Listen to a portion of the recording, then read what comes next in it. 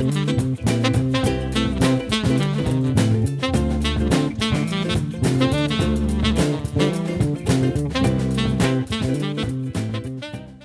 let's quickly identify number 2. We're playing the same exact pitch, which is that high D. You can identify it because the note head is on the 4th line, 1, 2, 3, 4. In treble clef, that's our D, which was the clef that we read as saxophones. So on number 2, we have 4 high Ds, or in this case, 4 quarter notes. Those quarter notes each get 1 beat each. And you'll notice in your book, there are some numbers and ampersands that account for the 8th notes or the upbeats between the beats. So we have 1 beat each, 4 quarter notes. That's 4 different sounds with the metronome click. That's what's matching the beat, okay? And then we have 4 quarter rests in the next measure. Those 4 quarter rests are gonna be completely silent for the entire measure. And those 4 also get 1 beat each. So that's 4 beats of silence. The next measure is the same thing as the first measure. We have 4 quarter notes. That's 1 beat of sound each. And then another whole rest or whole measure of rest with 4 quarter rests. Each of those symbols, again, quarter rest and quarter note equal 1 beat. Quarter notes, of course, make 1 beat of sound. Quarter rests make 1 beat of silence. Now, how do we play that when we're using the saxophone? Well, for us, we have to articulate or use our tonguing. We have to each note. Now, notice that the example I just gave here was the wrong example. I just showed you the tonguing. What's actually happening is that you're pushing the air all the way until the next note needs to be touched. So what happens is that you're using 1 breath and tonguing 4 times without stopping the air. You're briefly flicking the reed between the quarter notes how the rhythm is supposed to be played, so you can actually hear the difference in where a note is being played. So we have instead,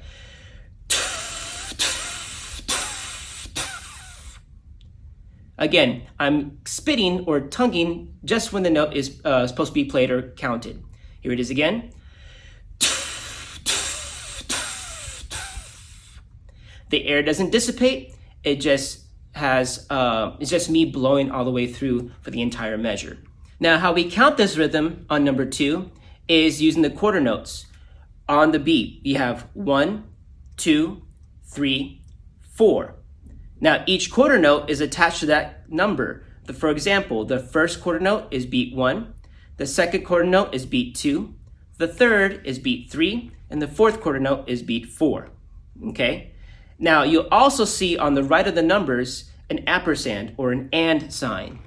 Now, when conductors are conducting, the and sign is when the hand comes up. The down part, or when we snap on the down part of our conducting, that's the number or the actual beat that you hear from the metronome. So you'll normally hear something like this: 1 and 2 and 3 and 4 and. You'll also notice that when we get to the next measure, we start back over on the counts because the new measure is going to start back over on 1. So in this case, here are the first 2 measures and how we would count them, just counting the beats, not actually supposed to sound. 1 and 2 and 3 and 4 and 1 and 2 and 3 and 4 and. So that's what we do. Every time we get to a new measure, we start back over on beat 1, no matter what it is. Now, in this case, we have 4 quarter notes where we actually count out loud their rhythmic value. In this case, quarter notes get 1 beat. So when we're counting, we're just going to say the number. 1, 2, 3, 4. And when we get to a rest, the beat is still going, but we're not singing those rests because they're supposed to stay silent. So here are the first 2 measures of counting. 2, ready, and. 1, 2, 3, 4.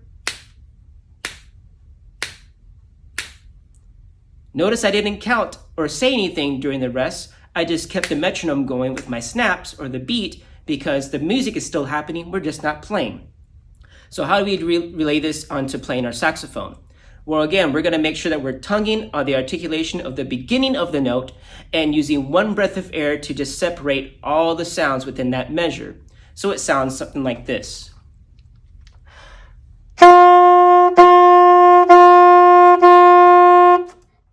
Again, just a slight tip of the tongue to the tip of the reed to abruptly stop the air, not yourself stopping the air, but just the air vibrating the reed. Here it is again.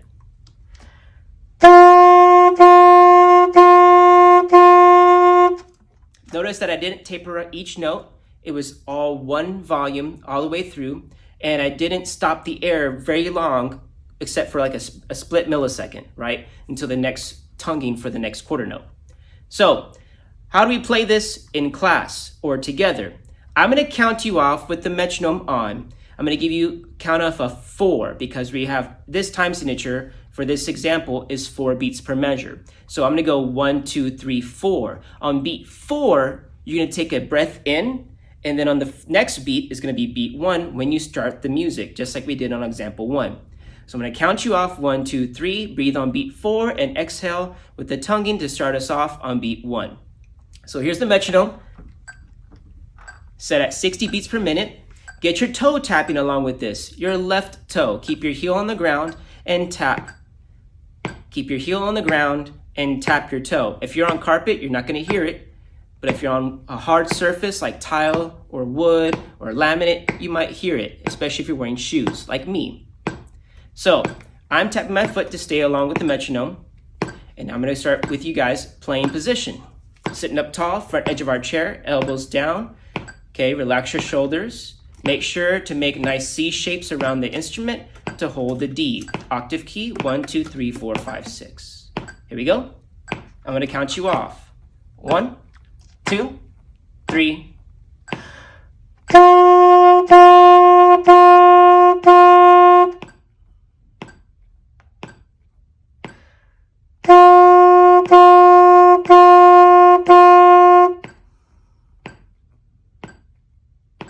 And relax. You may also have noticed that you still might have some air left over after the measure that you started playing. Well, to keep from you getting dizzy or feeling like really stressed, release the air slowly, quietly through your nose, not through your mouth to vibrate the reed, okay? That way you can just relax yourself and not feel so tense, because eventually holding your breath is not going to be conducive to comfortable playing. So always breathe on beat 4 or the last beat of the measure, which we'll discuss in other time signatures, and make sure that you take in enough air to sustain enough sound for that measure or until the next breath mark comes in, which we'll discuss later on in the book. Let's try this one more time together. Let's see if you can do it with me. Got our metronome set. I'm going to start tapping my foot. Good playing posture. 1, 2, 3.